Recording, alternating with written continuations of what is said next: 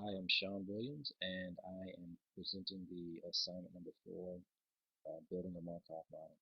So here is my code that is currently executing. So I'm going to enter, you see it down here, prompt me 1 for male, 2 for female, and 1 for male, minimum main length of 4, maximum of 7, and then I'm going to say 5 names to generate. And here you can see it generated these 5 names here, all meeting the criteria that I listed up here.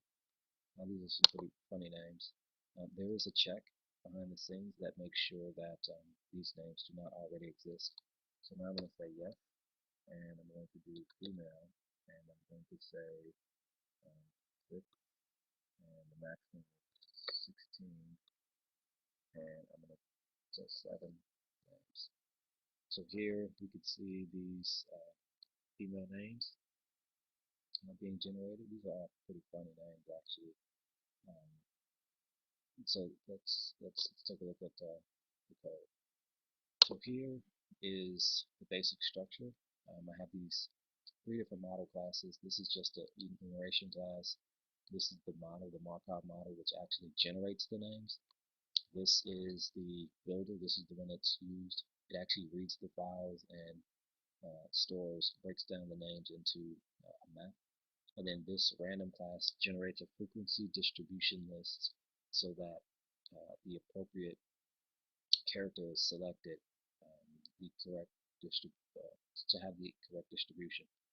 So let's start off with the model builder. The model builder is here, and it, like I said, reads the file and stores all the names in a map or hash set, and then it also breaks the name down and stores it into a map. So each character or 2 characters are stored in the map as the key, and then the count is stored as the actual value. It's a pretty short class. So then the model builder actually returns the model, which is this class, and this class is responsible for actually building the name. So when you call this function, it's called build names. Here, it runs through the loop based on the total number of names that were entered. And so one of the things that it checks is this criteria right here, which is the max length, the min length, and then it makes sure that the name that it generates doesn't actually exist. And then down here is where it actually generates the actual the counts or creates the counts. And you scroll down, this actually builds the remaining part of the name. So it builds it selects the first 2 characters first, and then starts with the remaining, starts building out the rest of the name. So then the next thing is this random class. Okay, the random class is what actually generates that frequency distribution list. So I took a slightly different approach to make sure that, you know, instead of doing a mathematical way, I built out a frequency list. It's probably best if I just show you an example of what it looks like. So here you can see in the output what this math.random class is doing. It's looking at YA, which is the second order Markov model, and then these are all the values that come after it. Um, so an underscore, so a name ends in a YA, 1 I don't know, 10 times, I guess.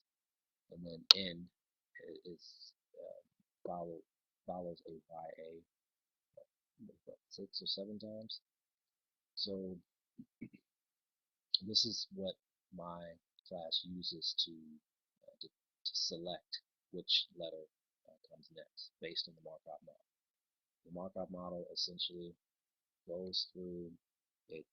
It counts all the letters in the name, so as it breaks it down, it's counting, right? And then once it creates the counts, then I have another function that actually loops through. It actually loops through the entire um, map that I created and generates a total count. So, for example, what it does is, you scroll up some, what it does is it goes through the entire map, which is, for example, this here for boys. It looks at A, and then it says, okay, the total number of letters that follow AA is 3. And then for girls, it says, okay, the total number of letters that follow, AA is 1. And behind the scenes, there's another list that stores this. So this concludes my presentation. I hope you enjoyed it. Thanks.